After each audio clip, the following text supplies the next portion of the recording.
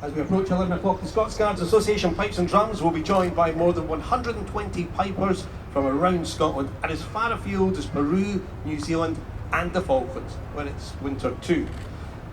The tune is composed, or was composed on the 13th of June 1982 by the Scottish Pipe Major James Riddell on the back of a ration pack in the midst of the decisive battle.